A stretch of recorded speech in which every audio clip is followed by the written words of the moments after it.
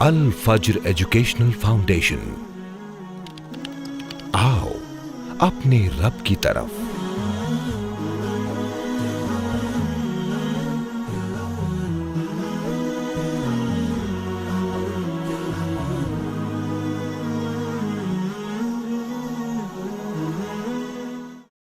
ان الحمد لله نحمده ونستعينه ونستغفره ونعوذ بالله من شرور انفسنا ومن سيئات اعمالنا، من يهد الله فلا مضل له ومن يضلل فلا هادي له، واشهد ان لا اله الا الله وحده لا شريك له، واشهد ان محمدا عبده ورسوله، اما بعد فان خير الحديث كتاب الله، وخير الهدي هدي محمد صلى الله عليه وسلم، وشر الأمور محدثاتها، وكل محدثة بدعة، وكل بدعة ضلالة، وكل ضلالة في النار۔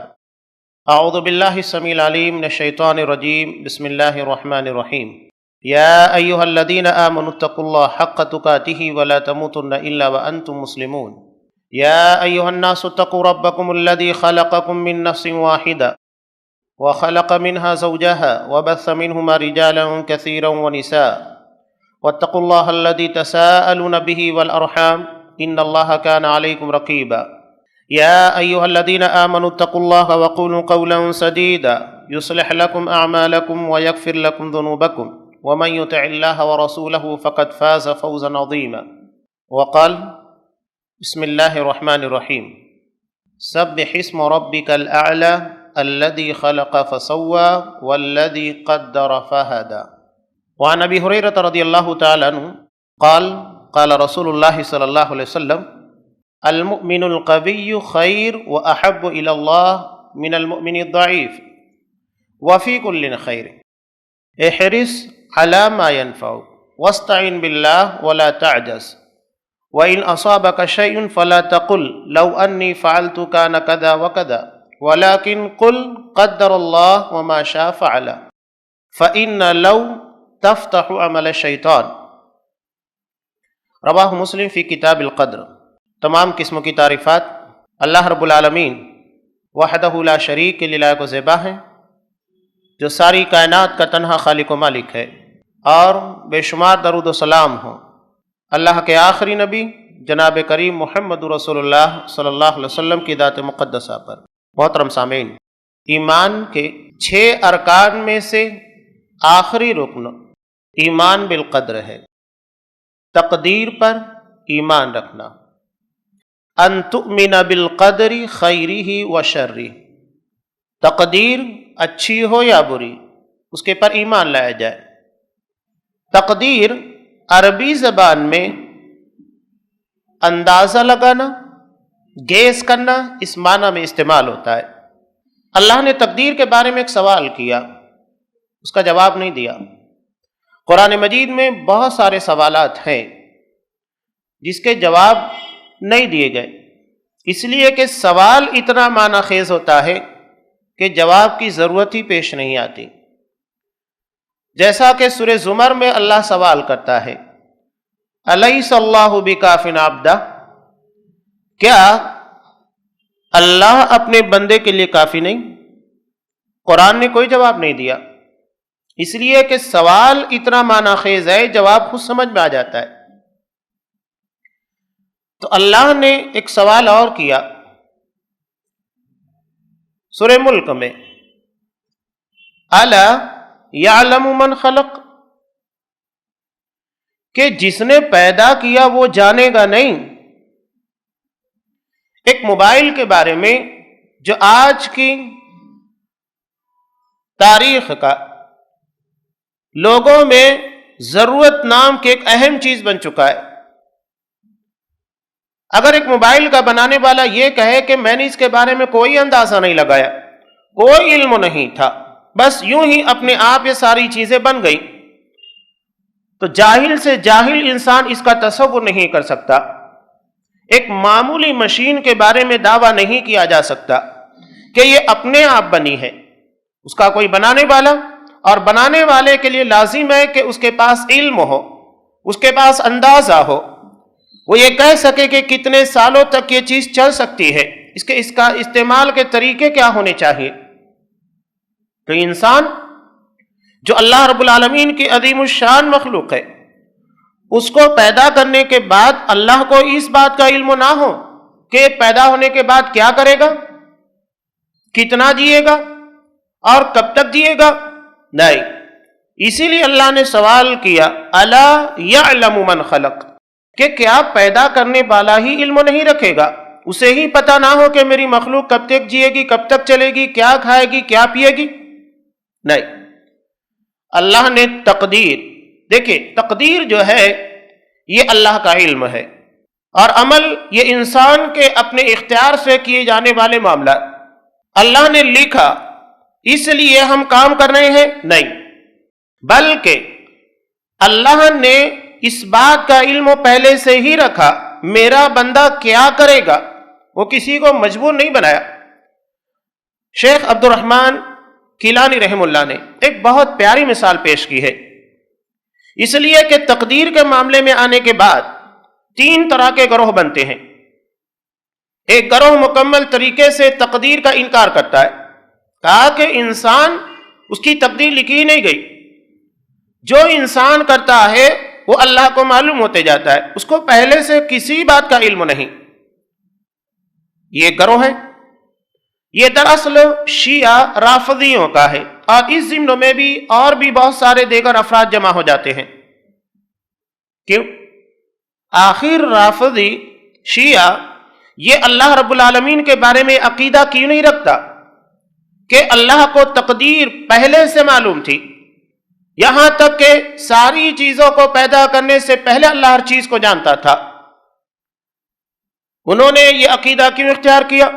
یہ اس بنیاد کے پر کہ ان لوگوں کے ہاں اس سے خطرناک ترین عقیدہ ہے بدع کا، یعنی اللہ کو اچانک کسی چیز کا علم ہوتا ہے، پہلے سے کسی چیز کا علم نہیں رہتا. یہ عقیدہ ان لوگوں نے کیوں بنایا؟ کس لیے بنایا گیا؟ اس عقیدے کو بنایا اس لیے گیا کہ حضرت جعفر صادق کے ہاں جو ان کے اپنے عقیدے کے مطابق امام ہے، امام کے بارے میں بھی بہت سارے لوگ نہیں جانتے یہ امام ہوتا کیا ہے. امام شیعوں کے نزدیک اسے کہتے ہیں جو پیدائشی طور پر ساری آسمانی کتابوں کا حافظ ہوتا ہے. اور ان کی کتاب اصول کافی، اس کے حوالے سے میں ایک بات بتاؤ جسے انسان بلکہ ایک پاگل انسان تسلیم نہیں کرے گا. ان کا امام عام انسانی طریقے کے بجائے ران سے پیدا ہوتا ہے. اب یہ کیسے پیدا ہوتا ہے یہ وہی جانتے ہیں. ان لوگوں نے امامت کے بارے میں عقیدہ رکھا کہ جتنے انبیاء اس دنیا کے اندر آئے اللہ نے سارے نبیوں سے اس بات کا اقرار لیا کہ میرے امام آئیں گے، ان لوگوں کے پر تمہیں ایمان لانا ہوگا. اور نعوذ باللہ اماموں کے بارے میں اتنے سنگین خرافاتی عقیدے بنا لیے گئے کہ نعوذ باللہ اللہ غلطی کر سکتا ہے، ان کا امام غلطی نہیں کر سکتا. امام جو ہوتا ہے نبیوں سے اعلیٰ ترین مقام رکھتا ہے. یہ ساری چیزیں ان کے امامت کے عقیدے کے ساتھ ہے. ہم مسلمان حضرت حسن، حضرت حسین اور دیگر لوگوں کے ساتھ جب اس لفظ کا استعمال کرتے ہیں تو ہمیں محتاط ہونا چاہیے، اس لیے کہ دراصل شیعوں کی عکاسی ہوتی ہے. لوگ اعتراض کرتے ہیں کہ حضرت امام بخاری رحمۃ اللہ علیہ، امام ابن تیمیہ ہیں، بہت سارے لوگ، یہاں تک کہ مسجد میں اگر کوئی شخص امامت کر رہا ہو تو اسے امام کہا جاتا ہے. مسئلہ امام کے لفظ کا نہیں ہے، اس کے پیچھے جو عقیدہ چھپا ہے وہ اصل حقیقت رکھتا ہے. اگر ہم حضرت امام بخاری رحمۃ اللہ علیہ کو امام کہتے ہیں تو کیا ہم یہ سوچتے ہیں کہ وہی امام ہے جو شیعوں کے امام ہوتے ہیں؟ کیا ان کو اللہ نے ران سے پیدا کیا؟ کیا وہ نبی سے بہتر ہیں؟ نہیں، ہمارا عقیدہ وہ نہیں ہوتا. لیکن شیعہ جب حضرت علی، حضرت حسن، حضرت حسین رضی اللہ تعالیٰ عنہ مجمعین ان کے بارے میں اس لفظ کا استعمال کرتا ہے تو ان کے پیچھے یہی عقیدہ ہوتا ہے. تو یہ امامت ہے، وہاں استعمال کیا جا رہا ہے، جبکہ اس کا اس سے کوئی لینا دینا نہیں ہے. اگر ہم کسی امام کو کہتے ہیں جو نماز ادا کرتا ہے تو ہماری نمازوں کا امام ہے. حضرت امام بخاری رحمۃ اللہ علیہ اپنے فن حدیث کے امام ہیں، وہ امام نہیں ہے جو شیعوں کے عقیدے کے مطابق ہے. تو یہ امام کے بارے میں عقیدہ بنایا گیا۔ جب حضرت جعفر صادق کے ہاں ان کے بڑے بیٹے کی، جو ان کا پہلا بیٹا تھا، ولادت ہوئی، تو انہوں نے کہا کہ میرے بعد جو امام ہوگا، اس لیے کہ سلسلہ چلا رہا ہے، میرے بعد میرا بڑا بیٹا یہ دراصل امام ہوگا۔ لیکن ہوا یوں کہ ان کی اپنی زندگی کے اندر ان کے بیٹے کی وفات ہو گئی۔ تب انہوں نے کہا کہ نہیں، امامت دراصل میرے بڑے بیٹے کے بجائے میرے چھوٹے بیٹے کی طرف ٹرانسفر کر دی گئی۔ تو لوگوں نے اعتراض کیا، اس لیے کہ ان کا خود کا عقیدہ ہے کہ ان کا امام پیدا ہوتے وقت ساری آسمانی کتابوں کو حفظ کر لیتا ہے، جو کچھ پہلے ہوا، جو بعد میں ہوگا قیامت تک سب معلوم ہوتا ہے۔ نعوذ باللہ، اللہ کو علم نہیں، ان کے اماموں کو سارا علم ہے، لیکن اللہ رب العالمین کے بارے میں اس بات کا عقیدہ نہیں رکھتے۔ ٹھیک ہے، کہا کہ اللہ کو بدا ہوا۔ جب لوگوں نے اعتراض کیا کہ تم نے کہا تھا کہ میرا بڑا بیٹا امام بنے گا، وہ تمہاری اپنی زندگی کے اندر وفات پا گیا، اب وہ امام بن نہیں سکتا، اس کے بجائے تمہارا چھوٹا بیٹا امام بنے گا۔ تو انہوں نے عقیدہ گڑھ لیا کہ اللہ کو بدا ہوا، یعنی اچانک اس بات کا علم ہوا کہ میرا جو بڑا بیٹا اسماعیل تھا وہ دراصل میرے بعد امام نہیں بنے گا، بلکہ اس کے چھوٹے بیٹے کے بارے میں امامت کو ٹرانسفر کیا گیا۔ یہ ہے تقدیر کا انکار۔ تو ایک طرف تقدیر کا انکار کرنے والے، اور دوسری طرف تقدیر کے بارے میں افراد و تفرید ہے، ایک بالکل نہیں مانتا، اور دوسرا کہتا ہے کہ انسان مجبور محض ہے، اللہ نے تقدیر لکھ دی ہے، وہ ساری چیزیں ہماری زندگی میں ہوگی، ہم چاہیں نہ چاہیں سب ویسا ہی ہوگا، ہمیں مجبور بنا کر بھیجا گیا ہے۔ اگر اللہ نے ہمیں مجبور بنایا ہے تو یہ اس کی حاکمیت اور اس کے عدل کے خلاف ہے کہ اگر اس نے ہمیں مجبور کر کے پیدا کیا کہ ہم کو جہنم میں جانا ہے، اور اس بنیاد کے پر انسان جہنم میں جائے گا، تو یہ اللہ کے عدل، اس کے انصاف کے خلاف ہے۔ جب کہ اللہ سوال کرتا ہے الیس اللہ باحکم الحاکمین، کہ کیا اللہ سب سے بہترین فیصلہ کرنے والا نہیں؟ یہاں پر بھی جواب نہیں ہے، اس لیے کہ اللہ سے بہتر فیصلہ کون کر سکتا ہے؟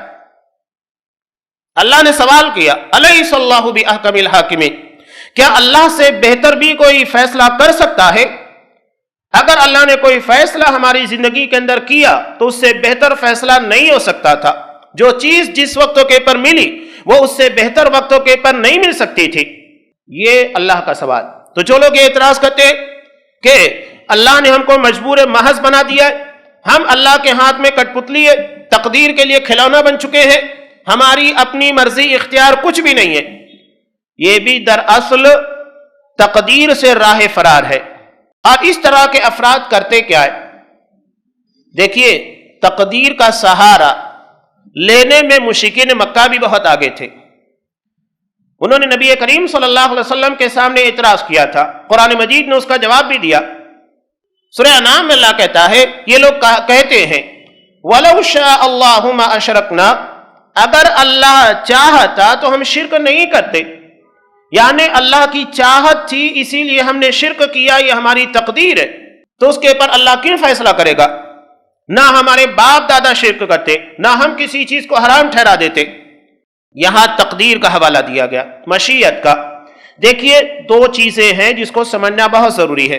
ایک ہے منشا، یعنی اللہ کی چاہت، اب اس میں اچھی بری ساری چیزیں آ کر شامل ہو جاتی ہیں، اور دوسری ہے رضا، یعنی کسی کام کے کرنے میں اللہ کی رضا ہو۔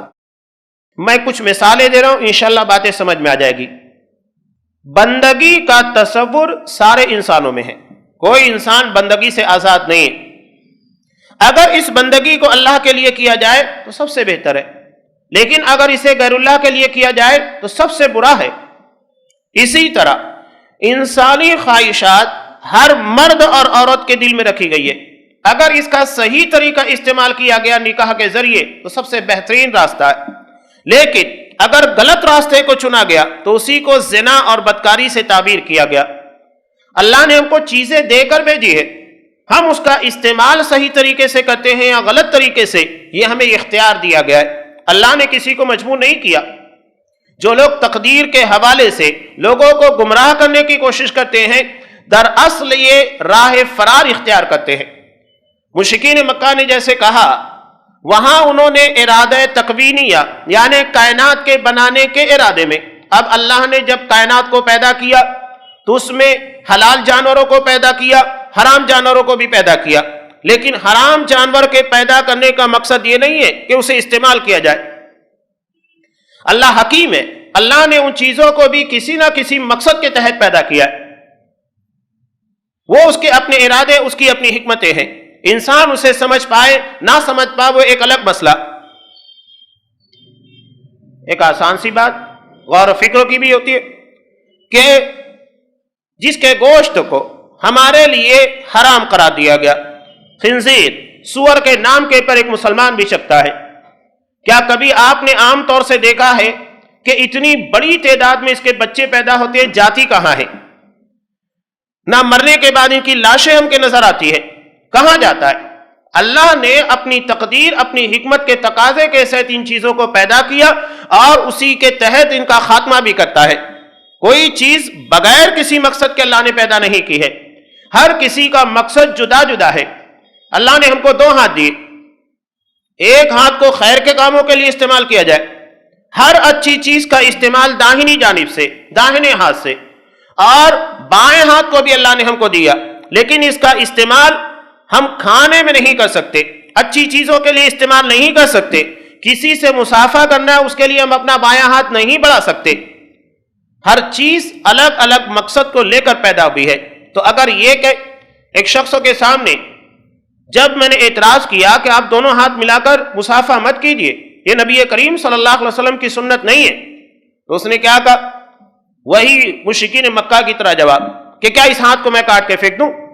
اللہ نے ہر چیز کو الگ الگ مقصد کے لیے پیدا کیا ہے۔ اسی لیے ایک عالم نے بہت پیارا جواب دیا تھا، جب انہوں نے ایک عالم سے ہی مصافحہ کیا، مصافحہ کرتے وقت جب انہوں نے اپنا داہنا ہاتھ آگے بڑھایا تو اس عالم نے کہا کہ میں آپ کو عزت دے رہا ہوں، دونوں ہاتھ آگے بڑھا کر آپ سے مصافحہ کر رہا ہوں اور آپ ایک ہی ہاتھ بڑھا رہے ہیں۔ تب انہوں نے کہا میں اسے قضاء حاجت کے لیے استعمال کرتا ہوں، اس لیے میں آگے نہیں بڑھا رہا ہوں۔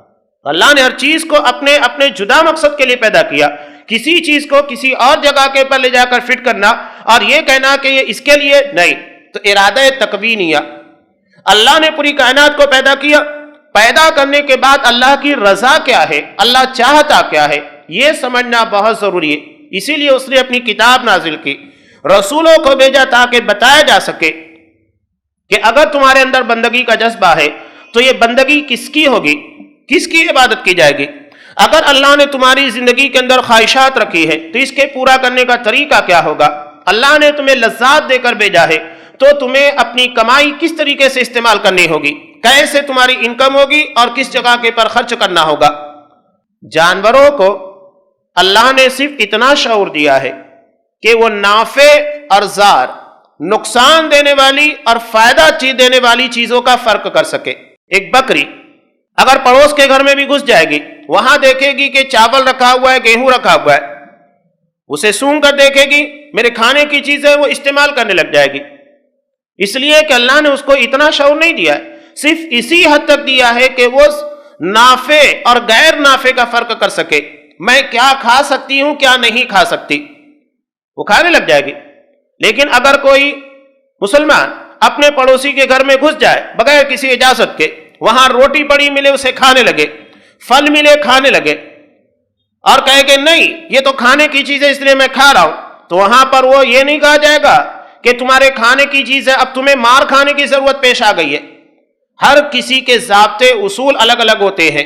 اللہ نے جو شعور جائز و ناجائز، حلال و حرام کا ہمیں فرق سکھایا ہے، یہ جاننا بہت ضروری ہے۔ تو تقدیر کے نام کے پر اس طرح کا جو کھلواڑ کیا گیا، ہم نے دراصل اللہ کے ارادہ تکوینیہ، کائنات کے پیدا کرنے کے ارادے اور اس کی رضا دونوں کو الگ نہیں کیا۔ اللہ نے کیا چاہا ہم نے اس بارے میں کبھی غور و فکر نہیں کیا۔ تقدیر کو ایمان رکھنا، اس کا صحیح راستہ کیا ہے؟ تقدیر یقیناً اللہ نے لکھی ہے، تقدیر کا انکار نہیں ہوگا، اور انسان مجبور محض نہیں ہے۔ ہم اپنے اختیار، اپنی مرضی سے ساری چیزیں کرتے ہیں۔ اس کی ایک مثال جیسا کہ میں نے پہلے اشارہ کیا، شیخ عبد الرحمن کیلانی رحم اللہ نے ایک مثال دی ہے کہ ایک بادشاہ کو اپنے دربار میں رہنے والے ایک ذی علم کے پر، میں ہلکے سے ہیرا پھیری کے ساتھ یا کچھ کمی بیشی کے ساتھ اس واقعے کو بیان کر رہا ہوں، حقیقت نہیں بلکہ ایک مثال ہے۔ بادشاہ کو بہت غصہ آیا، وہ چاہتا تھا کہ میں اپنے اس درباری کو کسی نہ کسی طریقے سے سزا دوں۔ تو بادشاہ نے کہا کہ دیکھو، میں ایک گھر میں داخل ہوں گا، تم اپنے علم کے ذریعے اپنی ذہانت کے بلبوتے کے پر یہ مجھ کو بتاؤ کہ میں گھر کے کس دروازے سے باہر نکلوں گا۔ تو اس نے کہا کہ ٹھیک ہے، میں اپنا فیصلہ لکھ کر سر بمہر حوالے کر دیتا ہوں۔ کیا گیا، اس نے اپنا فیصلہ لکھ کر دے دیا، فیصلہ لکھ کر ایک آدمی کے حوالے کیا گیا۔ تو بادشاہ نے کہا کہ مجھے چاروں دروازے سے نہیں بلکہ چھت پھاڑ کر باہر نکالنا، اس لیے کہ اس کا ارادہ تھا کہ میں اس آدمی کو سزا دے کر رہوں گا، وہ بہانہ تلاش کر رہا تھا۔ جب چھت پھاڑ کر بادشاہ کو باہر نکالا گیا تو اس کے بعد اس آدمی کے فیصلے کو دیکھا گیا تو اس میں بعین ہی وہی لکھا ہوا تھا کہ بادشاہ دروازے سے نہیں بلکہ چھت پھاڑ کر باہر نکلے گا، اس لیے کہ اس کو اندازہ تھا، گیس تھا، بادشاہ مجھے سزا دینا چاہتا ہے، وہ دروازے سے نہیں، زمین سے تو نکل نہیں سکتا، وہ چھت سے ہی نکلے گا۔ اب بتائیے کہ بادشاہ کے اس عمل کے لیے اس نے اس کو مجبور کیا، اس نے اپنی آزادی سے چھت پھاڑ کر باہر نکلنا چاہا، اور اس آدمی نے اپنے علم، اپنی ذہانت اور اپنے گیس کی بنیاد پر، اندازے کی بنیاد کے پر لکھا کہ بادشاہ دروازے سے نہیں چھت کے باہر نکلے گا۔ تو اللہ نے ہم کو جو پیدا کیا وہ ہماری زندگی کے ایک ایک لمحے کے بارے میں جانتا تھا۔ یہ تو میں ایک مثال آپ کے سامنے پیش کی، اللہ کے بارے میں آپ کیا تصور کریں گے کہ اس کا علم کتنا ہوگا۔ سورہ انعام میں اللہ رب العالمین ارشاد فرماتا ہے، جہنمیوں کو جب جہنم میں داخل کر دیا جائے گا، وہاں جانے کے بعد جب اس کی سزائیں سنگین عذاب کو بھگتیں گے تو کہیں گے کہ اگر ایک مرتبہ ہم کو زمین کی طرف لوٹا دیا گیا تو ہم خوب عبادت کریں گے، اللہ کی خوب اطاعت و فرما برداری کریں گے۔ اللہ کیا کہتا ہے؟ وَلَوْ رُدُّوا لَعَادُوا لِمَا نُهُوا عَنْهُ، اگر بالفرض ان کو لوٹا دیا گیا تو یہ وہی کام کریں گے جس سے ان کو منع کیا گیا تھا۔ اللہ کہہ رہا ہے وہی کام کریں گے، اتنا علم اللہ رب العالمین کو ہے۔ تو یہ تقدیر ہے اللہ کا علم، اور یہ اس بات کا متقاضی نہیں ہے کہ کسی کو مجبور کیا جا رہا ہے اور اسے پریشان کر کے اس کے سر کے پر تلوار رکھ کر کام کرایا جا رہا ہے۔ ہر انسان اپنی مرضی، اپنے ارادے اور اپنے اختیار کے ساتھ ان ساری چیزوں کو ادا کر رہا ہے۔ تقدیر کب لکھی گئی؟ اگر تقدیر کے پر ایمان نہیں رہا تو کیا ہوگا؟ امام ابو داؤد رحمۃ اللہ علیہ نے کتاب السنہ میں ایک روایت حضرت عبادہ بن صامت رضی اللہ تعالیٰ عنہ کے بارے میں نقل کی۔ یہ اپنے بیٹے کو کہہ رہے ہیں، ایک باپ جو ہوتا ہے اسے جتنی محبت اپنے بیٹے سے ہوتی ہے کسی اور سے نہیں ہوتی۔ دنیا میں واحد شخصیت ہے جو یہ چاہتا ہے کہ جتنی ترقی میں نے کی ہے میرا بیٹا اس سے کہیں زیادہ ترقی کرے۔ وہ اپنے بیٹے کی کامیابی کے اندر اپنی کامیابی دیکھتا ہے۔ حضرت عبادہ بن صامت رضی اللہ تعالیٰ عنہ نے کہا، یا بنیا، اے میرے بیٹے، انک لن تجد طعم حقیقت الایمان، تم ہرگز ایمان کی حقیقت کے مزے کو حاصل نہیں کر سکتے جب تک کہ تم یہ ایمان نہ رکھو کہ جو چیزیں تمہارے تقدیر سے چھوٹ گئی، تمہیں نہیں ملی، وہ تمہیں نہیں مل سکتی تھی، اور جو چیز مل گئی وہ چھینی نہیں جا سکتی تھی۔ اس لیے کہ میں نے نبی کریم صلی اللہ علیہ وسلم کو فرماتے ہوئے سنا ہے، اول ما خلق اللہ القلم، اللہ نے سب سے پہلے قلم کو پیدا کیا اور کہا کہ اکتب، لکھ۔ قلم نے کہا ربی وماذا اکتب، اے میرے پروردگار میں کیا لکھوں؟ کہا کہ اکتب مقادیر السماوات والارض، آسمان اور زمین کی پوری تقدیر کو لکھ دے، حتی تقوم الساعہ، قیامت تک کے جو قائم ہونے والی ہے ساری چیزوں کو۔ قلم نے ساری چیزوں کو لکھ دیا۔ اس کے بعد حضرت عبادہ بن صامت رضی اللہ تعالیٰ عنہ کہتے ہیں کہ میں نے نبی کریم صلی اللہ علیہ وسلم کو یہ بھی فرماتے ہوئے سنا ہے کہ اگر کوئی شخص اس کے پر نہیں مرے گا تو وہ اسلام کے پر اس کی موت نہیں آئے گی اگر اس کا ایمان اور عقیدہ تقدیر کے پر نہیں ہوگا۔ دراصل تقدیر کا سارا معاملہ اللہ رب العالمین کے علم سے جڑا ہے۔ اللہ بار بار کہتا ہے علیم بذات الصدور، وہ دل کی دھڑکنوں کے راز کو جانتا ہے۔ جو دل کی دھڑکنوں کے راز سے واقف ہے تو کیا وہ ہماری زندگی کی تقدیر نہیں بنا سکتا؟ اس کے بارے میں علم نہیں ہوگا؟ یہ تقدیر کب لکھی گئی تھی؟ ترمذی وغیرہ کی روایات سے معلوم ہوتا ہے یہ تقدیر آسمان و زمین کائنات کے پیدا کرنے سے 50,000 سال پہلے لکھی گئی تھی۔ 50,000 سال پہلے تقدیر کو اللہ نے اسی وقت لکھ دیا تھا۔ یہ اللہ کا علم ہے۔ اگر کوئی تقدیر کا انکار کرتا ہے تو دراصل اللہ کی ایک صفت علیم، اس کا انکار کرتا ہے۔ اگر کوئی تقدیر کا انکار کرتا ہے تو دراصل وہ اللہ کے حکیم ہونے کا انکار کرتا ہے۔ وہ ڈائریکٹ عقیدے سے جا کر باتیں ٹکراتی ہے اور ایمان باقی نہیں رہ جاتا۔ اس لیے اسے ایمان کے 6 ارکان میں سے 6 نمبر کے پر لا کر بیان کیا گیا۔ اگر اس کے پر ایمان نہیں ہوگا تو وہ اسلام کے پر نہیں مر سکتا۔ کیوں نہیں مر سکتا؟ اس لیے کہ وہ اللہ کو علیم نہیں مانتا، وہ اللہ کو حکیم نہیں مانتا، وہ اللہ کو احکم الحاکمین نہیں مانتا، وہ اللہ کو قدیر نہیں مانتا، قادر نہیں مانتا۔ تو جو اللہ کے بارے میں اتنے سارے بدعقیدگیوں کے خیالات رکھتا ہے تو اللہ اسے کیسے جنت دے گا؟ اس کی موت توحید کے پر کیسے ہو سکتی ہے؟ وہ توحید کے پر نہیں مر رہا ہے۔ تو یہ تقدیر کب لکھی گئی، کس انداز میں لکھی گئی، کس کے ذریعے لکھی گئی، ساری چیزیں ہمارے سامنے آ کر موجود ہو گئی۔ دیکھیے، حضرت آدم علیہ السلام اور ابلیس کے درمیان جو تنازع پیدا ہوا وہ بھی اگر غور کریں تو تقدیر سے جڑا ہے، تقدیر سے جڑا ہے۔ کس لیے؟ اس لیے کہ اللہ نے تقدیر میں یہ فیصلہ کر دیا کہ کسے اعزازات دیے جائیں گے، دنیا میں کسے شرف ملنے والا ہے، کسے عزت و تکریم ملنے والی ہے۔ اللہ نے جب حضرت آدم علیہ السلام کو برتری عطا کی علم کی بنیاد پر، اس فیصلے کو ابلیس نے تسلیم نہیں کیا۔ حسد کہیے، تکبر کہیے، کئی چیزیں وہاں پر سامنے آ کر کھڑی ہو گئی۔ ایک بات قابل غور ہے کہ آخر قرآن مجید میں حضرت آدم علیہ السلام اور ابلیس کے واقعے کو بار بار مختلف انداز میں کیوں دہرایا گیا؟ اس لیے کہ یہی دو کردار ہے جو انسانی زندگی کے اندر ہے۔ سب سے پہلی برائی کس بنیاد کے پر پیدا ہوئی؟ حسد کی بنیاد پر۔ اور ہمارے گھریلو تنازعات، دوستوں کے اندر، پڑوسیوں سے، رشتہ داروں میں جو اختلافات پیدا ہوتے حسد کی بنیاد پر۔ دنیا کا پہلا قتل کس بنیاد کے پر ہوا؟ حسد کی بنیاد پر۔ قابیل نے اپنے بھائی کو حسد کی بنیاد کے پر مارا۔ تو یہ جذبہ دراصل اللہ کے فیصلے کو تسلیم کرنے سے انکار کرتا ہے کہ اللہ نے جو چیز پر کی، اب بہت ساری چیزیں آ جاتی ہے۔ اللہ نے اس کو لمبا کیوں بنایا؟ مجھے ناٹا کیوں بنایا؟ اسے گورا کیوں بنایا؟ مجھے کالا کیوں بنایا؟ اسے خوبصورت بنایا، مجھے بدصورت کیوں بنایا؟ یہ سب اللہ رب العالمین کے فیصلے کے پر اعتراضات ہے۔ ایک طرف قرآن یہ سوال کرتا ہے کہ کیا اللہ سب سے بہترین فیصلہ کرنے والا نہیں، اور دوسری طرف یہ اعتراضات دراصل اللہ کے پر ہے کہ بنانے والے نے ساری چیزیں غلط طریقے سے بنائی ہے۔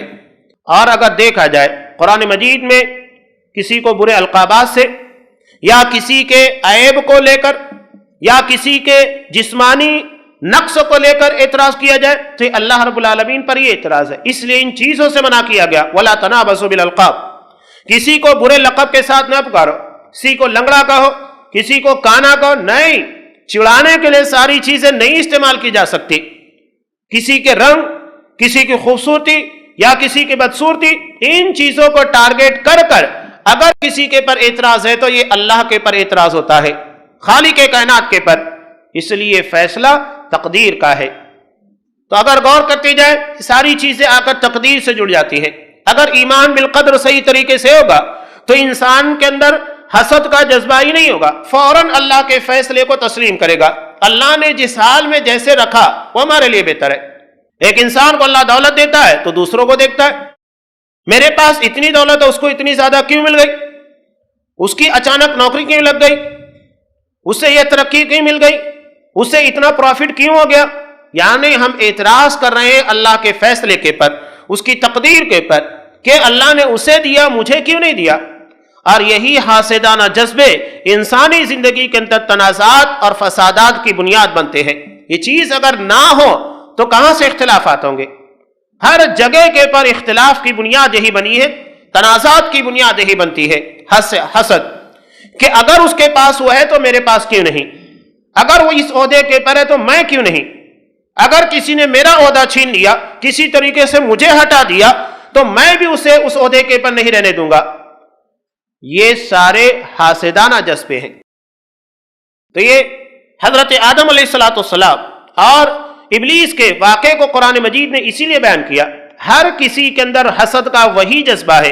ابلیس نے جو غلطی کی راندہ درگاہ قرار دیا گیا، وہی غلطی کرنے کے بعد کیا ہم اللہ رب العالمین کے سرخر ہوں گے اور اس کی بارگاہ میں عزت پائیں گے؟ نہیں۔ جن بنیادوں کے پر ابلیس کو ذلیل کیا گیا ہے اور اسے اللہ کے قرب سے دور کر دیا گیا، محروم کر دیا گیا، وہ چیزیں ہمیں کبھی بھی ایسی رذیل صفات کے اپنانے کی بنیاد کے پر حاصل نہیں ہو سکتی۔ تو اس واقعے کی بنیادی وجہ یہی ہے، حاسدانہ جذبہ۔ یہ دراصل اللہ کے فیصلے کے خلاف آواز اٹھاتا ہے، اسے ایسا تو مجھے ایسا کیوں نہیں۔ یہ باتیں اگر تسلیم کر لی جائے، ان فیصلوں کو اگر مان لیا جائے، ایمان بالقدر کے پر ہم مضبوطی سے قائم ہو جائے، تو یہ ساری چیزیں پیدا نہیں ہوگی۔ نہ کسی کے خلاف سازش رچیں گے، نہ کسی کے خلاف مکاری کرنے کی کوشش کریں گے، نہ کسی کے راستے میں روڑے اٹکائیں گے، نہیں ہو سکتا۔ یہ سب اسی ابلیسیت کی بنیاد کے پر جسے حاسدانہ جذبے سے تعبیر کیا جاتا ہے۔ ایک بہت پیاری حدیث ہے جسے امام بخاری رحمۃ اللہ علیہ نے کتاب القدر میں ہی نقل کی۔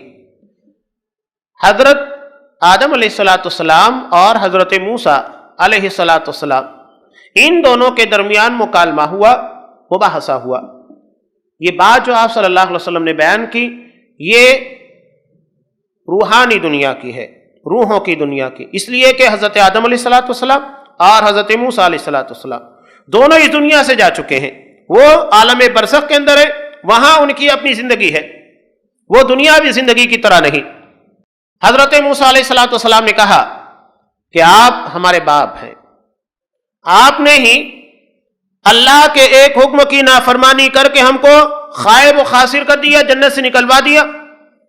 تب حضرت آدم علیہ السلام نے کہا، ہاں تم وہ ہو جن سے اللہ نے کلام کیا، تمہیں نبی بنایا،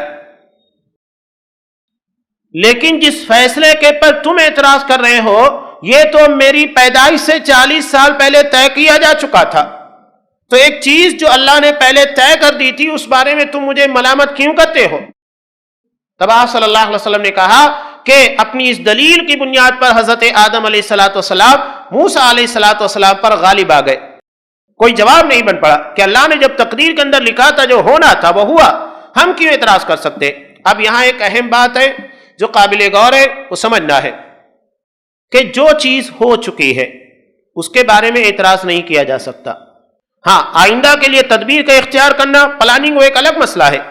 جو چیز ہو چکی ہے اس کے بارے میں اعتراض نہیں ہونا چاہیے کہ اگر تم نے ایسا نہیں کیا ہوتا تو ایسا ہو جاتا۔ اس کا مطلب یہ کہ اللہ نے ہماری تقدیر جو بنائی وہ غلط تھی، وہ صحیح نہیں تھی، اسی لیے ہم اعتراض کر رہے ہیں، ایسا نہیں، ایسا ہونا چاہیے تھا۔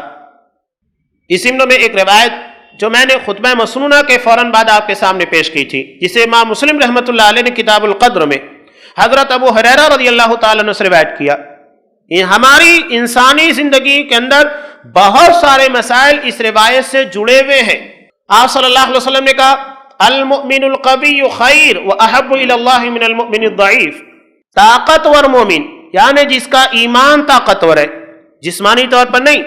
بظاہر لگتا ہے کہ جسمانی طور پر اگر مومن قوی ہے تو دیگر جگہوں کے پر اپنی طاقت کا صحیح استعمال کر کے فائدہ پہنچا سکتا ہے، لیکن سوال یہ پیدا ہوتا ہے، ٹھیک ہے آپ کے پاس بہت طاقت ہے لیکن ایمان ہی کمزور ہے، تو کیا آپ اللہ کے دین کے لیے لڑ بڑ سکتے ہو؟ نہیں کر سکتے، اس لیے کہ اصل پاور جو ہے عقیدے کی، یہ ایمان کی پاور ہے۔ تو یہاں المؤمن القوی جسے کہا گیا ہے وہ حقیقت میں ایمانی طاقت اور قوت کے بارے میں، المؤمن القوی خیر واحب الی اللہ من المؤمن الضعیف، کہ طاقتور مومن کمزور مومن سے زیادہ پیارا، زیادہ بہتر اللہ کی نگاہ میں۔ اس کا مطلب یہ ہے کہ اللہ رب العالمین اپنے بندوں سے محبت کرتا ہے، وہ صفت محبت سے متصف ہے، اللہ محبت کرتا ہے۔ وفی کل خیر، خیر تو سبھی میں، اس لیے کہ ایمان طاقتور والے میں بھی ہے، کمزور کے اندر بھی ہے۔ احرص علی ما ینفع، جو چیزیں تمہیں فائدہ دے اس کے حریص بنو. حریص کا مطلب کیا ہوتا ہے؟ جستجو کرنے والا اور اپنے ٹارگیٹ، اپنے نشانے کو حاصل کرنے کے لیے مکمل کوشش کرنے والا. اب مثال کے طور پر 10ویں ہے، 12ویں ہے، BA ہے، بڑی بڑی ڈگریز ہے. ان ڈگریوں کو حاصل کرنے کے لیے ایک بچہ انتھک محنت کرتا ہے، 24 گھنٹوں میں 20 گھنٹے پڑھتے رہتا ہے. وہ 4 گھنٹہ سوتا ہے، 5 گھنٹہ سوتا ہے، 6 گھنٹہ. باقی کا سارا وقت پڑھائی میں لگا کر اپنے مقصد اور اپنے مشن کو پورا کرنے کی کوشش کرتا ہے. اسی کو عربی زبان میں حرص سے تعبیر کیا جاتا ہے، یعنی اپنے مقصد، اپنی مراد کو حاصل کرنے کے لیے جو کوشش کی جاتی ہے وہ حرص ہے. آپ صلی اللہ علیہ وسلم نے کہا احرص علی ما ینفع، جو چیز تمہیں فائدہ دے اس کے حریص بنو. اور سب سے زیادہ فائدہ پہنچانے والی چیز ایک مسلمان اور ایک مومن کے لیے کیا ہے؟ عقید توحید، اس کا ایمان، جو اسے دنیا میں سرفرازی دے گا، آخرت میں بھی سرفرازی دے گا، اور اسی بنیاد کے پر اسے اللہ کی جنت دی جائے گی. عقید توحید کی بنیاد پر ہر مرحلے کے پر اسی کی جانچ کی جائے گی. عالم برزخ میں بھی مر ربک، تیرا رب کون ہے؟ سوال ہوگا اللہ کی وحدانیت، اللہ کی ربوبیت، اس کی توحید کے بارے میں. وَاسْتَعِن بِاللَّهِ وَلَا تَعْجَزْ، اللہ سے مدد مانگو، عاجز مت بنو، نکمے نہ بنو. تقدیر کے بارے میں کتنی اہم بات یہاں بتائی گئی. اللہ سے مدد مانگو، عاجز نہ بنو. دیکھیے بہت سارے لوگ کہتے ہیں کہ نہیں، توکل اپنا جتاتے ہیں، ہمیں اللہ رب العالمین کے پر بہت اعتماد ہے. حضرت عمر فاروق رضی اللہ تعالیٰ عنہ کے بارے میں ہے کہ یمن کے کچھ لوگوں نے ان سے ملاقات کی تو سوال کیا کہ من انتم، کون ہیں آپ لوگ؟ تو انہوں نے کہا نحن المتوکلون، ہم صرف اللہ کے پر بھروسہ کرنے والے. تو حضرت عمر فاروق رضی اللہ تعالیٰ عنہ نے کیا کہا؟ بل انتم متأکلون، تم لوگ مفت خور ہو، پھکڑ کے کھانے والے. یہ اللہ کے پر بھروسہ نہیں ہے، بلکہ بھروسہ یہ ہے کہ انسان محنت کرے. اللہ تعالیٰ نے نبیوں کو بھی محنت کرنے کا، اپنے محنت کی کمائی کے کھانے کا حکم دیا. تو یہ نہیں کہ بیٹھے بیٹھے ہماری تقدیر میں اللہ نے لکھا ہے تو مل جائے گا، یہ توکل نہیں ہے. توکل اسباب کے اختیار کرنے کے ساتھ ہے. ان دونوں کو کبھی جدا نہیں کیا جا سکتا کہ آپ اسباب اختیار مت کیجئے، تقدیر کے اوپر بھروسہ کیجئے، نہیں.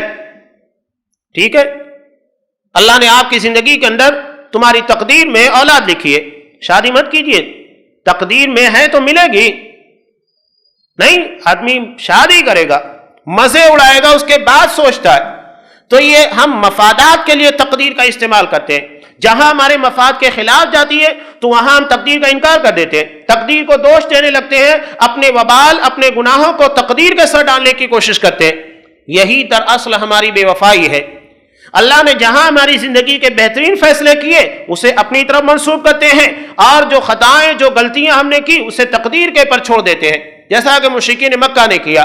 لو شاء اللہ ما اشرکنا، اگر اللہ چاہتا تو ہم گناہ نہیں کرتے، ہم شرک نہیں کرتے، اور اللہ کی حلال کی ہوئی چیزوں کو حرام نہیں کرتے.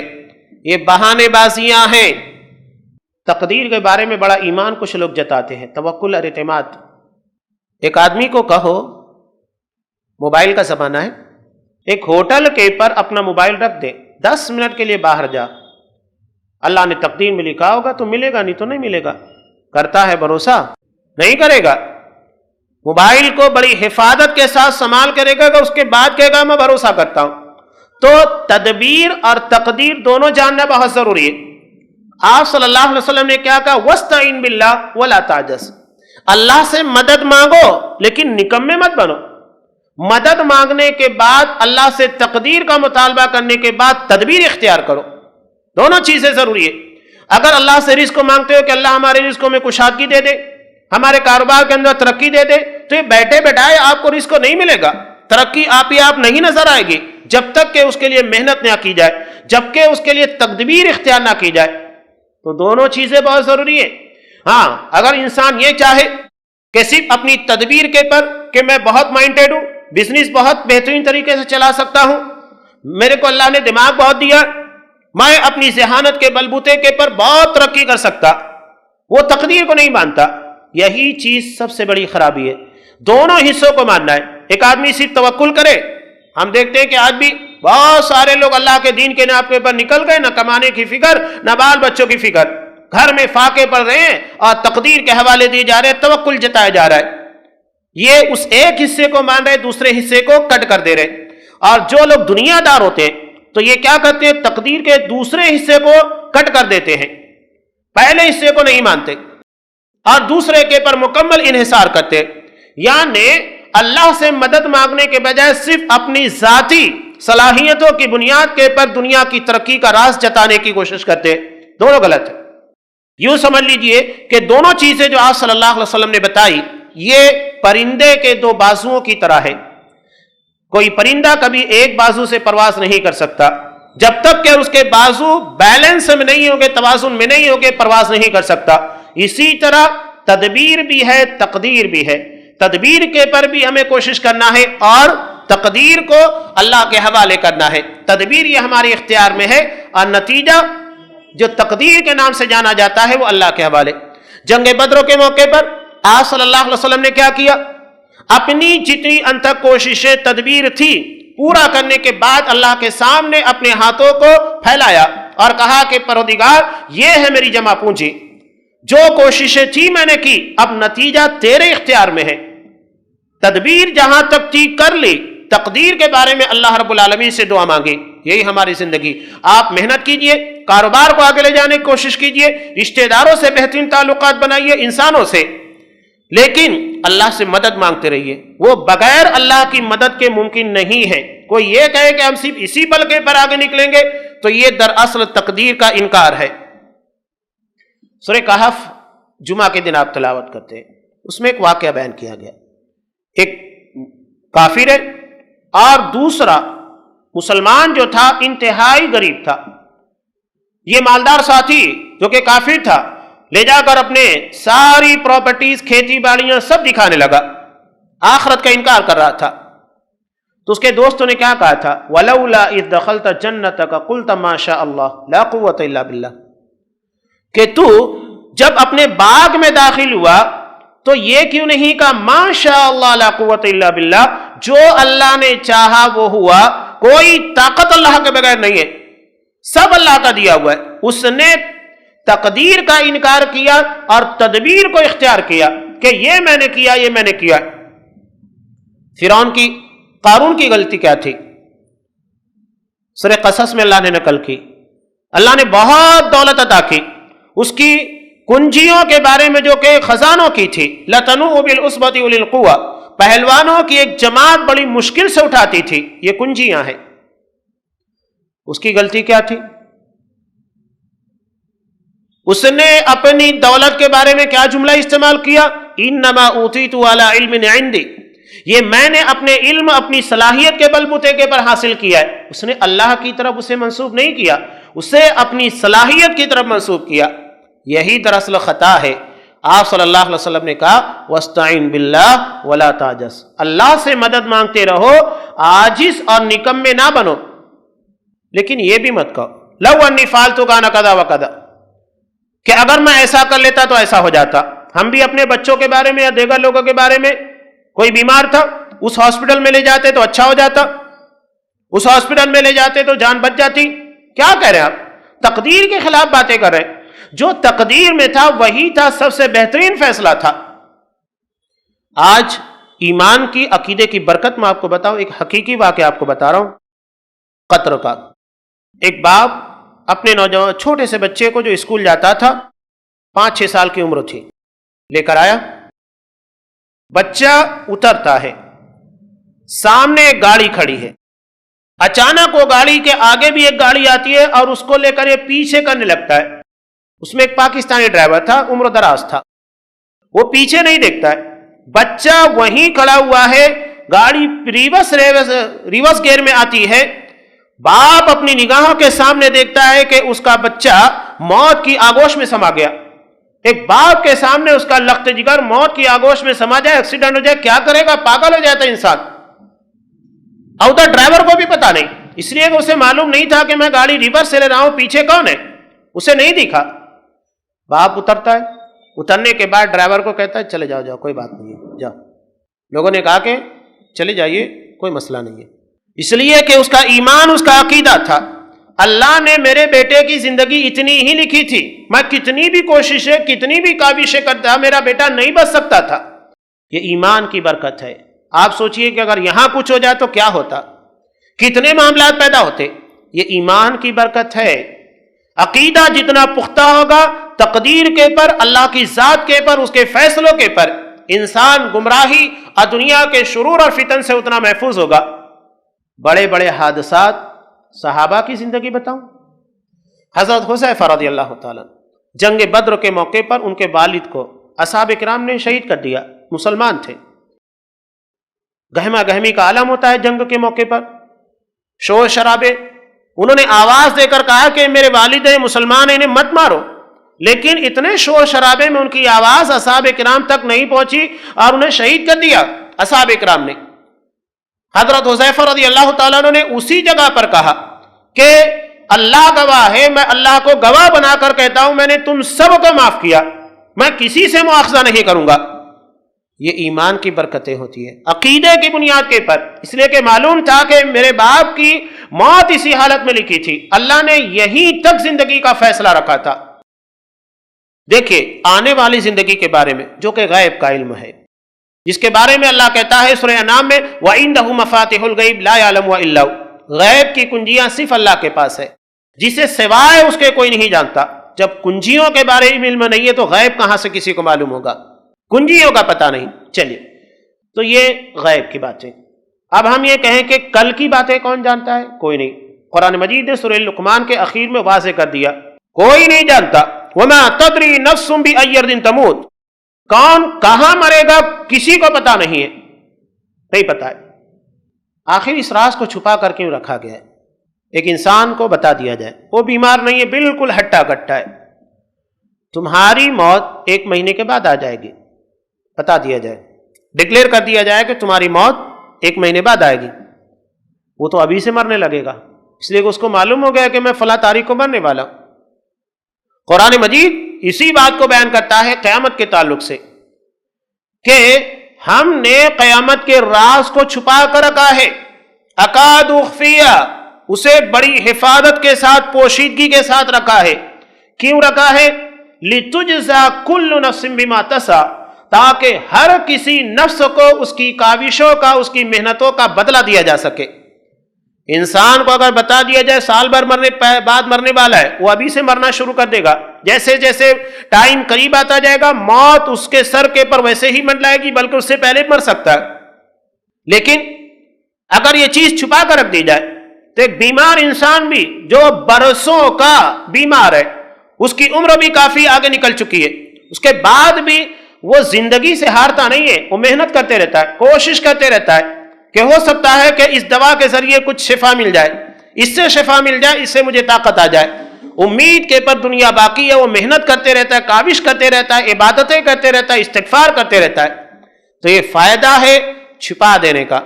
وَأَنَّ السَّاعَةَ آتِيَةٌ لَا رَيْبَ فِيهَا، قیامت آنے والی ہے، کوئی شک نہیں ہے، لیکن قرآن مجید کہتا ہے اکاد اخفیہا، ہم نے اسے چھپا کر رکھا ہے تاکہ ہر کسی کی محنت اور کاوش کا بدلہ دیا جا سکے۔ اگر یہ چیز نہیں ہوتی تو معاملہ بڑا پیچیدہ بن جاتا۔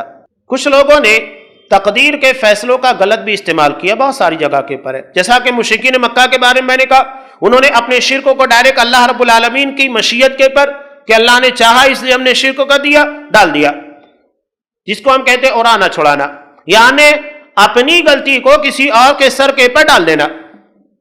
غلطی خود کرنا اپنے ارادے، اپنے اختیار کے ساتھ، لیکن اسے کسی اور کے سر پر ڈال دینا، یہ طریقہ کار ہے۔ علامہ ابن تیمیہ رحمہ اللہ اپنی زندگی کے واقعات میں سے ایک واقعہ نقل کرتے ہیں۔ سوچئے انسان کا عقیدہ اگر بگڑتا ہے تو معاملات کتنے خراب ہوتے ہیں۔ ایک شخص نے اپنی بیوی کو رنگے ہاتھ غیر مرد کے ساتھ پکڑا زناکاری اور بدکاری کرتے ہوئے۔ اب سوچئے کہ ایک مرد اپنی بیوی کو اس حالت میں دیکھے اسے کتنا غصہ آئے گا۔ بیوی نے فوراً کہا دیکھو اللہ نے چاہا کہ یہ کام ہو، اگر اللہ نہیں چاہتا تو نہیں ہو سکتا تھا، اور یہ کام ہوا، اس کا مطلب اللہ نے چاہا، اسی لیے یہ کام ہوا ہے۔ اب جو کام اللہ نے چاہا وہ ہوا تو اس کے پر آپ کو اعتراض کیا ہے؟ شوہر خاموش ہو گیا۔ تو یہ بدعقیدگی کے نتیجے ہیں. انسان کہاں تک پھسل کر نکل جائے گا اس کے بارے میں کچھ نہیں کہا جا سکتا. اس کے جوابات بھی بڑے پیارے پیارے دیے گئے. حضرت عمر فاروق رضی اللہ تعالیٰ عنہ کے دور خلافت میں جب ایک چور کو پکڑ کر لایا گیا اور چوری کی سزا اسے دی جانے لگی، اس کے ہاتھ کو کاٹا جانے لگا. چوری کی سزا اسلام میں 3 درہم یا 1/4 دینار دونوں کی ایک ہی قیمت ہوتی ہے. اتنی قیمت کی اگر کوئی چیز چوری کرتا ہے اور گواہ موجود ہے تو یہ اسلامی حکومت کی ذمہ داری، ہر کسی کی ذمہ داری نہیں ہے. اس کا ہاتھ کاٹ دیا جائے گا. اگر اس سے کم کی ہے ہاتھ نہیں کاٹا جائے گا، کوئی اور سزا دی جائے گی. یہ قانون ہے. اس کا ہاتھ کاٹنے لگے. چور نے وہی کام کیا، کہا کہ میری تقدیر میں لکھا تھا چوری کرنا، اس لیے میں نے کیا. تو حضرت عمر فاروق رضی اللہ تعالیٰ نے کہا کہ ہاں تیری تقدیر میں تیرا ہاتھ کٹنا بھی لکھا، اسی لیے کاٹ رہا ہوں میں. تیری تقدیر میں لکھا اس لیے کاٹ رہا ہوں میں. تو جو اس طریقے سے تقدیر کو غلط چیزوں کے لیے اور دوش ٹھہرانے کے لیے، الزام دینے کے لیے استعمال کرتے ہیں، ان لوگوں کا حشر بھی اسی طریقے سے ہوتا ہے. جس طرح حضرت عمر فاروق رضی اللہ تعالیٰ عنہ کو لوگوں نے کہا تھا کہ نحن المتوکلون، ہم اللہ پر بھروسہ کرنے والے، صرف اسی کے نام پر نکل جاتے ہیں، زیادہ راہ نہیں لیتے. یمن والوں کے بارے میں مشہور تھا اور ان کے ضمن میں آیت بھی نازل ہوئی تھی قرآن مجید کی، جیسا کہ حضرت عبداللہ ابن عباس رضی اللہ تعالیٰ عنہ کہتے ہیں قرآن نے ان کو حکم دیا تھا وَتَزَوَّدُوا فَإِنَّ خَيْرَ الزَّادِ التَّقْوَى، زیادہ راہ لے کر چلا کرو. دنیا کی مثال کو آخرت کے ساتھ قرآن نے فٹ کر دیا. دنیاوی ایک معاملے کو آخرت کے ساتھ جوڑ دیا. جس طرح انسان دنیاوی سفر میں کچھ لے کر چلتا ہے بلکہ احتیاطاً زیادہ لے کر چلتا ہے، تو اسے اپنے آخرت کے سفر کی تیاری میں بھی احتیاطاً زیادہ لے کر چل رہا ہے. اگر فرض نماز ادا کر رہا ہے تو نفل ادا کرے، تاکہ اگر اس میں کمی ہو تو نفل کے ذریعے پورا کیا جا سکے.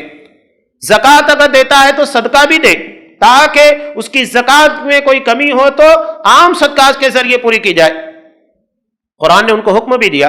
یہ یمن والے تھے، اپنے گھر سے توشہ لے کر نہیں نکلتے، زیادہ راہ مکہ میں آ کر لوگوں کے سامنے مانگا کرتے تھے، بھیک مانگتے.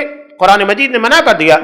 وہی واقعے کو لے کر حضرت عمر فاروق نے کہا کہ تم لوگ غلط توکل کر رہے ہو، کہ صرف اللہ کے پر بھروسے کا مطلب یہ نہیں ہے کہ اللہ کے پر بھروسہ کرو اور اسباب اختیار کرنے کی ساری چیزیں بھول جاؤ.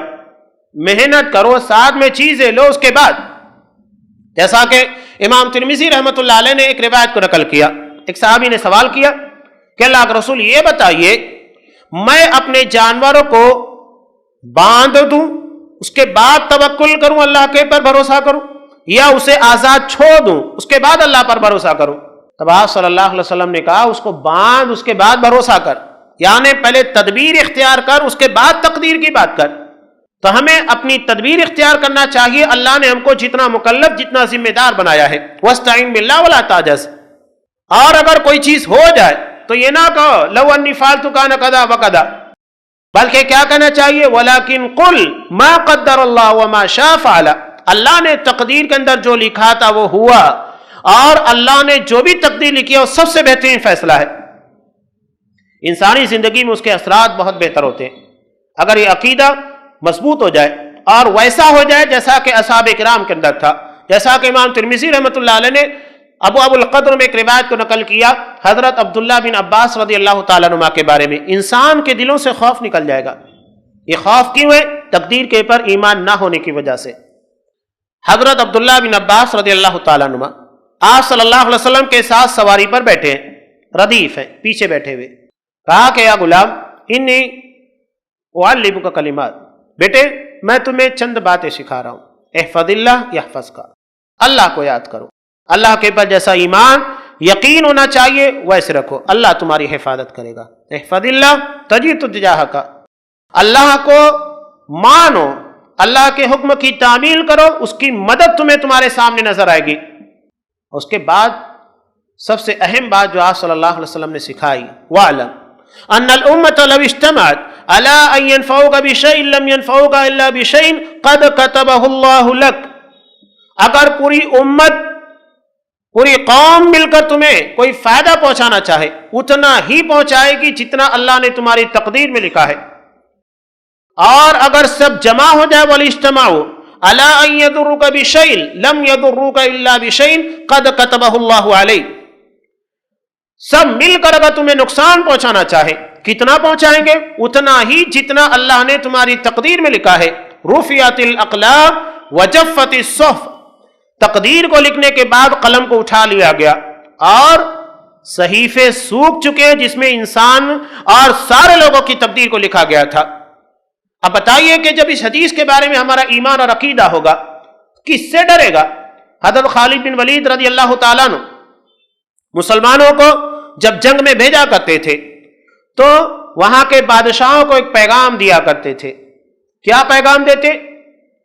کہ سب سے پہلے یہی سمجھاتے کہ اگر اللہ نے تمہاری موت بستر کے پر لکھی ہے تو بستر پر ہی موت آئے گی، اور اگر میدان کارزار میں ہے تو وہیں آئے گی، جس جگہ کے پر ہے اسی جگہ کے پر تمہاری موت آئے گی، وہاں سے تم ٹل نہیں سکتے۔ ایک پیغام بڑا پیارا ہے کہ ہمارے اور تمہارے درمیان فرق کیا ہے؟ فرق یہ ہے کہ جو جتنا تم اپنی دنیاوی زندگی سے محبت کرتے ہو، ہم اتنا ہی موت سے محبت کرتے ہیں۔ موت سے محبت کیوں پیدا ہوگی؟ اس لیے کہ معلوم ہے کہ ہماری زندگی کب تک کی ہے، کب اللہ نے ہماری تقدیر کے اندر موت لکھی ہے اسی وقت آئے گی، نہ ایک لمحے کے لیے آگے جا سکتی ہے نہ پیچھے ہٹ سکتی ہے۔ جب یہ عقیدہ ایمان پختہ ہوگا تو کہاں ہمارے اندر بے چینی ہوگی، کہاں ہمارے اندر اضطراب ہوگا؟ یہ سارے خوف کے عالم ختم ہو جائیں گے اگر تقدیر کے پر ہمارا ایمان مضبوط ہو جائے۔ یہ اصحاب اکرام کی زندگیوں کو تبدیل کرنے والا عقیدہ تھا۔ میں کچھ تقدیر کے تعلق سے باتیں رہ گئی ہیں انشاءاللہ پیش کر رہا ہوں۔ بخاری کی ایک روایت ہے جس کو لے کر کچھ لوگ اعتراض کرتے ہیں۔ نبی کریم صلی اللہ علیہ وسلم نے کہا، کتاب القدر کی روایت ہے، حضرت عبداللہ بن مسعود رضی اللہ تعالیٰ عنہ راوی، انسان اپنی ماں کے پیٹ میں 40 دن نطفے کی حالت میں، اس کے بعد خون کی حالت میں 40 دن، اس کے بعد گوشت و پوشتوں کی حالت میں، یہ مرحلہ بیتتا ہے۔ جب وہ 4 مہینے کا ہو جاتا ہے اللہ ایک فرشتہ بھیجتا ہے جو اس کی تقدیر کو لکھتا ہے۔ 4 چیزیں لکھی جاتی ہیں، موت اسی وقت لکھ دی جاتی ہے، انسان دنیا میں آتا نہیں ہے اس کی موت لکھی بھی ہے، اس کا رزق لکھ دیا جاتا ہے۔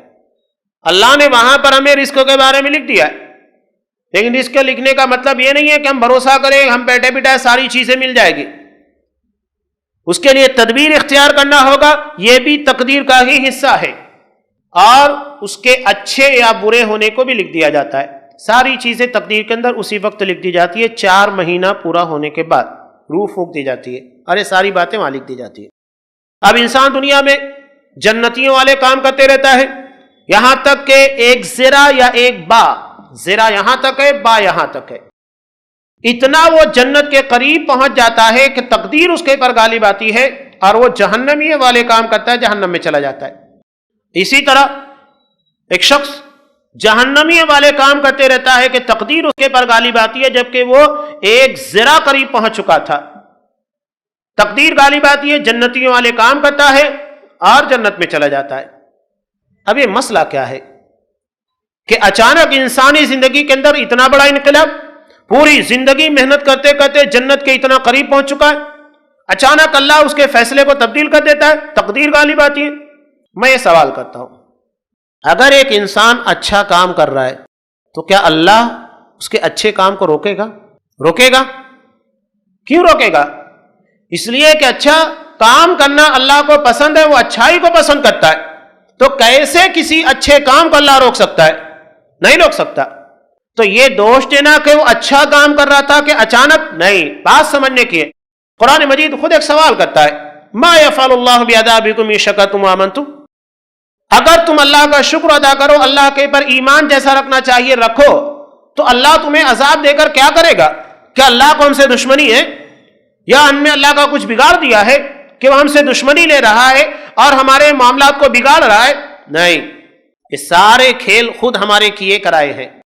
ارے معاملات بگڑتے کیسے ہیں یہ میں بتا رہا ہوں۔ پہلے ایک جملہ میں آپ کو بتا دوں، وہ عبادت گزار جو متکبر ہو، جسے اپنی عبادت کے کرنے کے بعد تکبر آ جاتا ہے، گھمنڈ پیدا ہو جاتا ہے، اس سے کہیں زیادہ بہتر وہ گنہگار ہے جسے اپنے گناہ کے پر ندامت ہو، توبہ کے دروازے کو کھٹکھٹاتا ہے۔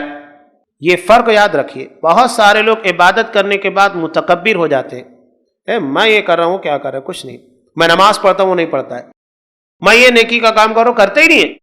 یعنی اپنی عبادت اپنے تقوی کا روب دوسروں کے پر جھاڑتے. اگر نیکی تم نے اللہ کے لیے کی ہے، قرآن خود حکم دیتا ہے قل ان صلاتی ونسکی ومحیای ومماتی للہ رب العالمین، کہو میری نماز، میری قربانیاں، میرا جینا، میرا مرنا سب اللہ کے لیے. آج ہم ایک جملہ اور بھی غلط کہتے ہیں، کیوں جی رہا ہوں؟ بال بچوں کے لیے. کیا یہ جملہ صحیح ہے؟ تاکہ بال بچے ترقی کریں. اپنے ماں باپ کے لیے جی رہا ہوں، اپنی بیوی کے لیے نہیں. جملہ یہ صحیح ہے جو قرآن مجید نے بیان کیا کہ میں جی رہا ہوں تو اللہ کے لیے، مروں گا تو اللہ کے لیے. زندگی دینے والا وہ تو جیا اس کے لیے جائے، موت دینے والا وہ تو مرا اس کے لیے جائے. یہ کیا بات ہوئی کہ ہماری زندگی ہماری موت کسی کا مالک نہیں، ہم اس کے لیے زندگی جی رہے ہیں، اس کے لیے مرنا چاہتے ہیں. یہ جملہ ہی غلط ہے. تو قرآن کیا کہتا ہے؟ عبادت صرف اللہ کے لیے ہے، اس کا ثواب بندوں سے مت مانگیے، اس کا روب بندوں کے پر مت دکھائیے. یہی چیز انسانی زندگی کی تباہی کی بڑی دلیل بنتی ہے.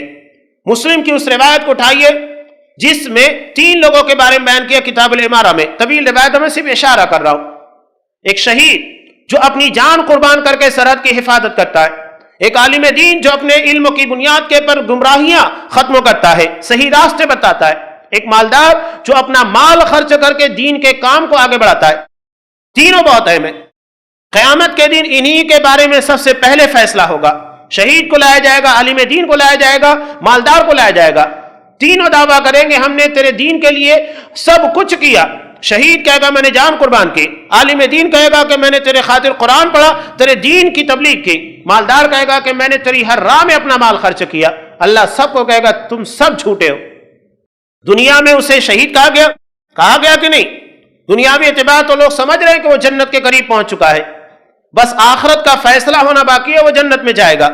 یہی بات عالم دین اور یہی بات مالدار کے بارے میں ہے. تو یہ دنیا سمجھ رہی ہے، اسی لیے دوسری روایت میں وضاحت کی گئی ہے بظاہر لوگ سمجھتے ہیں کہ وہ جنت کے قریب پہنچ چکا ہے، حالانکہ وہ جنت کے قریب نہیں پہنچا تھا. اور اسی طرح ایک شخص جو گنہگار تھا لیکن دل میں داعیہ تھا، اللہ سے خوف تھا اپنے گناہوں کے بارے میں. اور اس کی ایک شاندار مثال مسلم کی روایت ہے جو بنی اسرائیل کے ایک شخص کے بارے میں 99 قتل کرنے کے بعد اس کے دل میں ایک داعیہ، ایک جذبہ پیدا ہوا. وہ جاننا چاہتا تھا کہ میرا رب مجھے کیسے معاف کرے گا. وہ یہ نہیں یقین رکھتا تھا کہ اللہ مجھ کو معاف نہیں کرے گا، بلکہ وہ یہ جاننا چاہتا تھا کیسے معاف کرے گا، میرا طریقہ کیا ہوگا توبہ کا. اس نے عالم کا پتہ پوچھا، عابد کا پتہ بتا دیا گیا. عالم اور عابد میں بڑا فرق ہوتا ہے. عابد اپنے لیے جیتا ہے اور عالم ایک چراغ کی مانند ہوتا ہے جو خود جل کر دوسروں کو روشنی فراہم کرتا ہے. ایک عابد صرف اپنی زندگی کو سنوارتا ہے اور ایک عالم پوری قوم، پوری امت کی زندگی کو سنوارتا ہے. بہت بڑا فرق ہوتا ہے. اب اس میں جو عابد تھا جس سے عبادت کا بڑا ترا تھا، وہی چیز جو میں بتا رہا تھا آ گئی. اس نے کہا کہ جا، جیسا کہ ہم کہتے ہیں نا اب آنکھ کھلی ہے، 99 لوگوں کو قتل کرنے کے بعد اب توبہ کے بارے میں سوچ رہا ہے، نہیں اللہ نہیں معاف کریں گے، چل جا. دوسری روایت میں آتا ہے کہ اللہ نے جب اس کو مار دیا، اس نے کہا کہ جب 99 لوگوں کو مارنے کے بعد جہنم میں جانا ہے تو سینچری پوری کر کے جاؤ. اس کو بھی مارا، لیکن اس کے بعد بھی داعیہ تھا، جذبہ تھا. تو اللہ نے اس سے سوال کیا کہ تو نے کیوں میرے بندے کے بارے میں کہا کہ میں اسے معاف نہیں کروں گا؟ تو میرے اتھارٹیز، میرے اختیارات کے بارے میں تو نے کہاں سے فیصلہ کیا؟ دوسری روایت کے ذریعے معلوم ہوتا ہے اللہ نے اس کو جہنم میں داخل کر دیا اور دوسرے گنہگار شخص کو جس نے توبہ کیا، جیسا کہ دوسری روایت میں آتا ہے، اس کو معاف کیا. کہا کہ میں اپنی طرف سے معاف کرتا ہوں. وہ سمد ہے، وہ بے نیاز ہے، وہ غنی ہے، جنت اس کی ہے، وہ جس کو دینا چاہے دے. ہم کون ہوتے اس کے پر اعتراض کرنے والے؟ ایک مثال میں اکثر دیتے رہتا ہوں، بہت پیاری مثال ہے. ایک شخص نے بہت عالیشان محل تعمیر کیا. شہر کے بڑے بڑے افراد، مالدار ترین لوگ اسے خریدنے گئے بولی لگا کر. وہاں پر ایک غریب آدمی بھی پہنچا تاکہ اس محل کو خرید سکے. تو اس مالک مکان نے کہا کہ اتنے شاندار محل کو خریدنے کے لیے اتنے مالدار ترین لوگوں میں تم آئے ہو؟ تو اس نے کہا کہ ہاں، یہ محل تمہارا ہے، اگر تم چاہو تو تو چند ٹکوں کے عوض دے سکتے ہو، تم مالک ہو، دے سکتے ہو۔ یہی معاملہ جنت کا ہے۔ اللہ کس عمل کی بنیاد کے پر جہنم سے نجات دے، جنت میں داخلہ دے، ہم فیصلہ کرنے والے کون ہوتے ہیں؟ امام بخاری رحمۃ اللہ علیہ نے ایک روایت کو نقل کیا کہ ایک شخص راستے سے جا رہا تھا، دیکھا کہ کانٹی والی، یا ایک روایت میں ملتا ہے بس ایک شاخ تھی، اور ایک روایت میں کہ کانٹی دار تھی۔ اس نے ہٹا دیا کہ آنے جانے والے لوگوں کو تکلیف نہ ہو۔ دوسری روایت میں کہ اس کے نامہ اعمال میں اس کے سوا کوئی اچھا کام نہیں تھا، اللہ نے اس عمل کی بنیاد کے پر اس کو جنت دے دی۔ جبکہ ایک عبادت گزار، بہت پارسا نیکی کرنے والی عورت، جس نے بلی کو ترسا ترسا کر مار دیا، اسے جہنم میں داخل کر دیا۔ تو یہ فیصلہ اللہ کا ہے۔ اللہ یہ بھی کہتا ہے جیسا کہ مسلم کی روایت میں، اتقوا النار ولو بشق تمرہ، جہنم کی آگ سے بچنے کی کوشش کرو، گرچہ کھجور کے 2 ٹکڑوں میں سے 1 ٹکڑا تمہیں دینا پڑے۔ اللہ اس کی بنیاد کے پر بھی تمہیں جہنم سے نجات دے سکتا ہے۔ ہم کون ہوتے ہیں فیصلہ کرنے والے؟ تو یہ عقیدے کے معاملات جب بگڑتے ہیں تو انسان کی زندگی کے اندر ایسی تباہی آتی ہے انسان سمجھ نہیں سکتا۔ تو وہ عابد تھا، عبادت گزار، اسے عقیدے کے بارے میں کیا پتا تھا، عقیدہ کیا ہوتا ہے، جس کے لیے حضرت نوح علیہ السلام نے 950 سال تک اپنی قوم میں محنت کی۔ آپ صلی اللہ علیہ وسلم نے 13 سال مکہ میں اسی کے پر کام کرتے رہے۔ لوگ اس کی اہمیت نہیں سمجھتے۔ نبی اپنی دعوت کا آغاز اسی جگہ سے کرتا ہے۔ بہرحال اس کے بعد اس نے جب پتہ پوچھا تو صحیح عالم کا پتہ بتا دیا گیا۔ تو اس نے کہا کہ اللہ تیرے توبہ کے درمیان کون سی چیز حائل ہے، اللہ سے توبہ کر، اللہ معاف کر دے گا۔ یہ ہوتا ہے علم۔ اس کی بھی جان بچ گئی، اس لیے کہ اگر وہ غلط فتویٰ دیتا تو خود کی بھی جان جاتی جیسا کہ پہلے کی گئی، اور ایک سائل جو صحیح فیصلہ لے کر صحیح جواب لے کر جاتا جس سے اس کی زندگی کی اصلاح ہوتی، وہ بھی نہیں ہوتی۔ لیکن اس نے کہا دیکھو عالم عالم ہوتا ہے، اس بستی کو چھوڑ دو، یہ برے لوگوں کی بستی ہے، نیک لوگوں میں جاؤ، وہاں رہو، نیکوں کے درمیان رہو گے تو نیکی سیکھو گے۔ یہ ماحول تمہیں بگاڑ رہا ہے، اس کے اثرات تمہارے پر ہے۔ 100 لوگوں کا قتل کرنے کے بعد کوئی آواز نہیں اٹھایا، کمال کی بات ہے۔ کتنے بدترین لوگ ہوں گے، نیک لوگوں میں جاؤ۔ تو اللہ نے بہرحال اس کا بیچ میں ہی انتقال ہو گیا، اللہ نے اس کو جنت میں داخل کیا۔ یہ فیصلہ بتا رہا ہے کہ ہم بظاہر سمجھ رہے ہیں کہ ایک آدمی جہنمی، لیکن اللہ اس کے لیے جنت کا فیصلہ کرتا ہے۔ ایک جنتی لیکن اس کے لیے جہنم کا فیصلہ، وہی بات ہے جو اس حدیث کے اندر بیان کی گئی ہے۔ چلیے آخر میں تھوڑی باتیں رہ گئی، اس کو خلاصہ کر دیتا ہوں۔ تقدیر 2 قسم کی ہے، ایک تقدیر مطلق ہے کامن، اور ایک تقدیر معلق ہے، یعنی آپشن ہے وہاں پر۔